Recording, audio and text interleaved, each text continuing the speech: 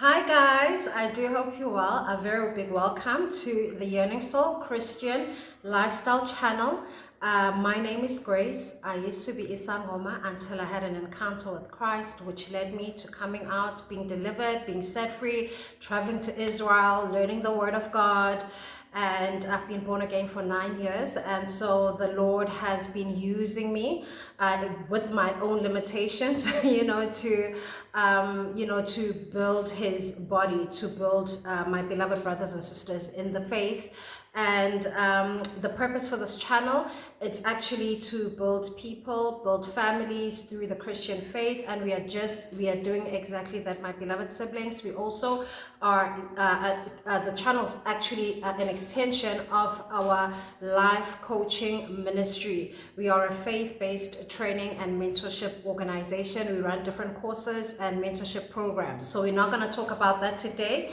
If you are joining us for the first time, please do not forget to subscribe and to share our beautiful channel with your beloved family members and friends. And so, my beloved siblings, today we are talking about angels, encountering angels, and to open up with scripture, I'm going to be reading from Hebrews 13 verse 1 to 2, and it says, "Keep on loving one another as brothers and sisters.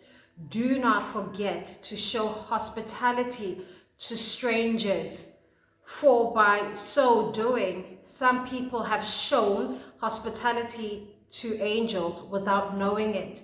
My beloved siblings, I know this all too well, and today we'll share about the signs that you are dealing with an angel and not a person. And so, my beloved siblings, I've had amazing encounters.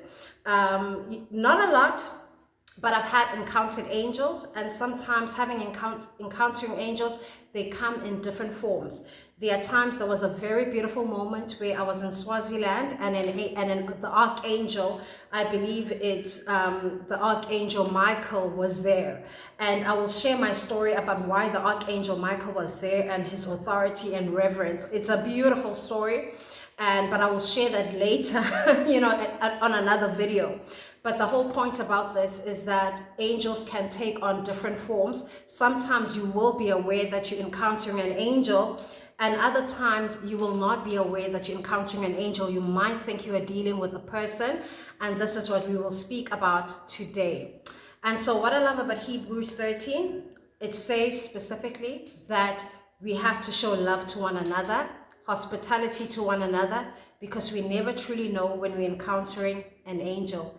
And my beloved siblings, I've experienced this, okay? And I will try to keep this message concise, but to just share my story on how I encountered an angel. So as some of you know, we are a ministry, we are a training organization, we run events, and usually, not all the time, but usually I found that whenever I'm hosting a ministry event, that angels tend to almost show up in the most unexpected and unlikely of ways. I remember this one time we were hosting a couples marriage ministry. It was like a marriage seminar where we were doing a course and we were training couples, on marriage and mentoring couples on marriage. And then all of a sudden, this gentleman, my beloved siblings, we were hosting this event at a hotel and had booked a table for us to just eat, to eat as couples. And whilst we were sitting for the buffet, this gentleman who looked like he was in his mid-70s started to serve us, but he specifically comes to me and he starts speaking about the kingdom of heaven. And and before he even speaks about the kingdom of heaven, he is so excited to see me. I swear it was like he's encountering his best friend.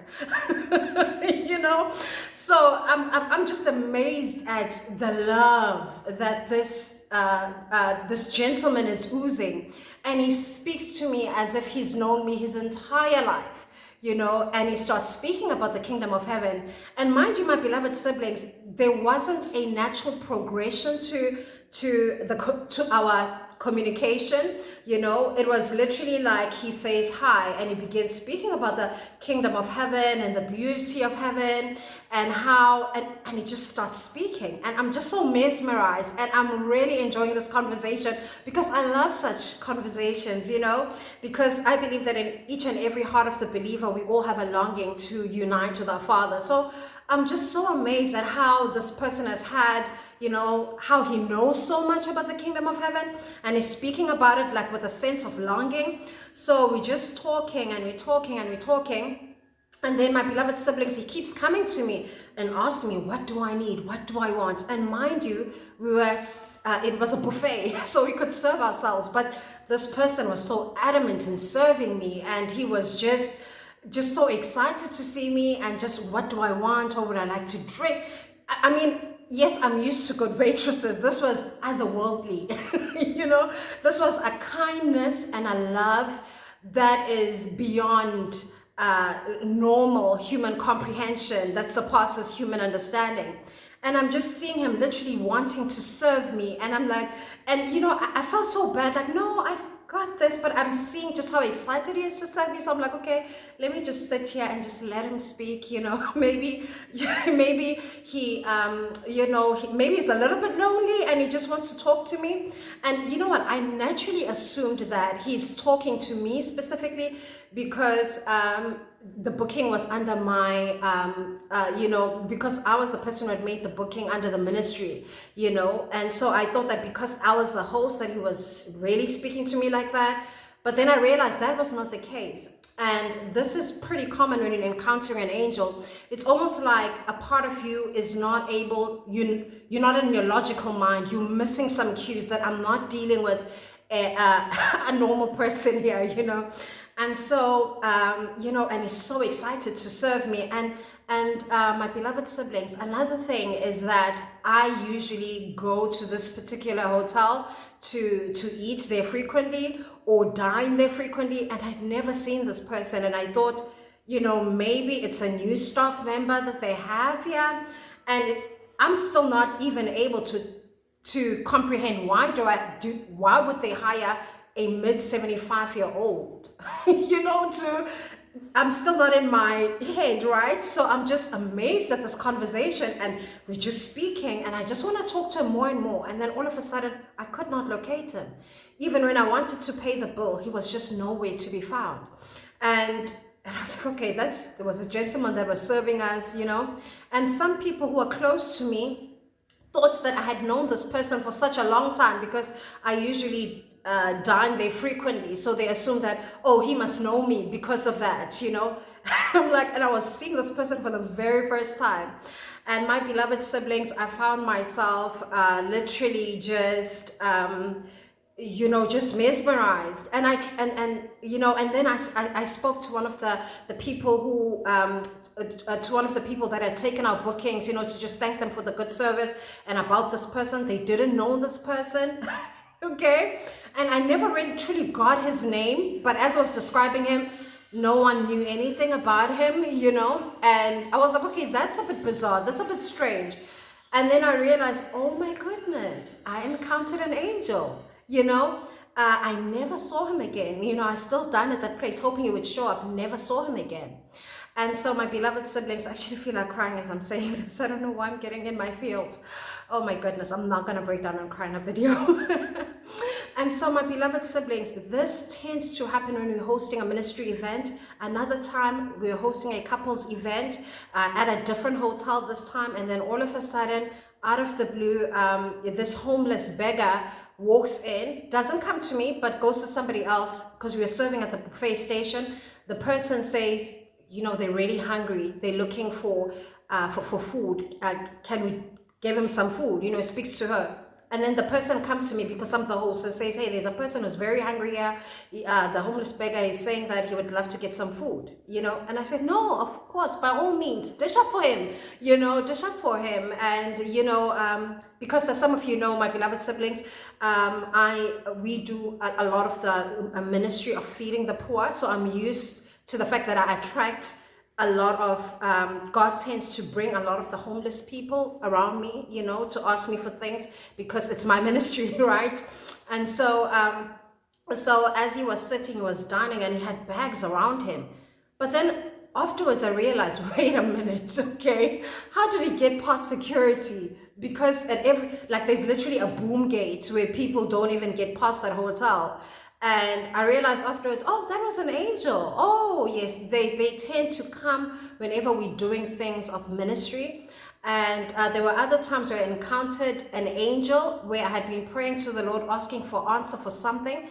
And then this guy who had taken a form looked like a white guy who seemed to be disabled, like who looked like he had what looked like Down syndrome, but almost like he couldn't walk properly. And he literally tapped me on the shoulder and said to me, and just gave me the answer. And my goodness, then I knew for sure I was encountering an angel. It resonated later that, oh my gosh, I just prayed on that. And then all of a sudden this person says this to me, but this person looks like their face is a little bit deformed, you know? And so my beloved siblings, the signs that you're encountering an angel versus a normal human being is that sign number one, they tend to be unusually kind, like extremely kind. And you might think, oh my gosh, what a kind person. Sign number two is that they might have a sense of an over familiarity over you. It feels like you're speaking to a person that you know, and they might approach you as if they've known you their entire lives. Again, they're not shy at all. You know, they're never shy.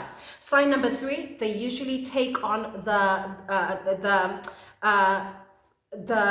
role of either a servant or a beggar, you know, or someone that if your heart is not consecrated towards the Lord, it will be someone that you might not hold in high esteem, but you're actually dealing with an angel. And I believe that the reason why the Lord does this intentionally is that they always take on that more humble role, more modest role, so that it's also a sense of testing your heart. How will you respond to them when you're seeing that you're dealing with a person who doesn't seem, you know, high in status, or you're dealing with a person who's actually very, very vulnerable. And this is why Hebrews 13 warns us to say that we never know when we're dealing with angels, because usually they come in the form of low stature. Another sign, I believe you're on sign number 3 or sign number 4, is that they usually ask something, especially if the Lord wants to bless you specifically. They might ask you for something. They might ask you for food, or they might ask you for money, and they might pretend to be a beggar to test your heart. Usually the Father does this so that if he wants to bless you with something, the angel will ask you as a form, so that that can be the seed that heaven takes in agreement to multiply and to bring about that blessing that you may have been praying for. And so, my beloved siblings, some of us are missing out on the cues from the kingdom of heaven. Not every person is a person. Some people are literally angels, you know. And so I know this message might sound worldly. Trust me, I've had interesting experiences in my lifetime. And then on another video, I will share this one specific moment where I encountered an angel. I actually wrote it about that experience in my book because it shook me to the core.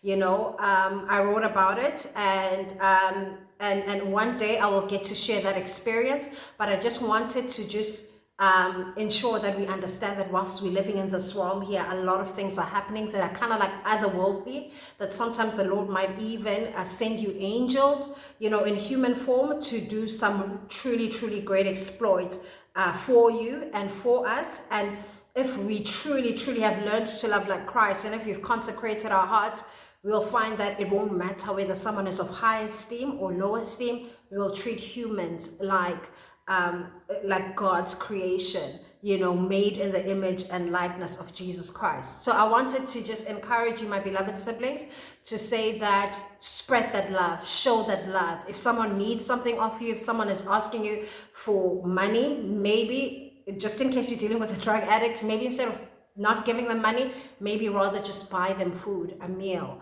you know, to show kindness and to show love.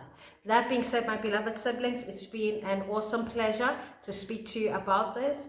And do not forget to subscribe and to comment if you may have had your own experience of how you may have encountered your angel. And remember to never stop yearning for the beautiful presence, move, and blessing of God upon your life.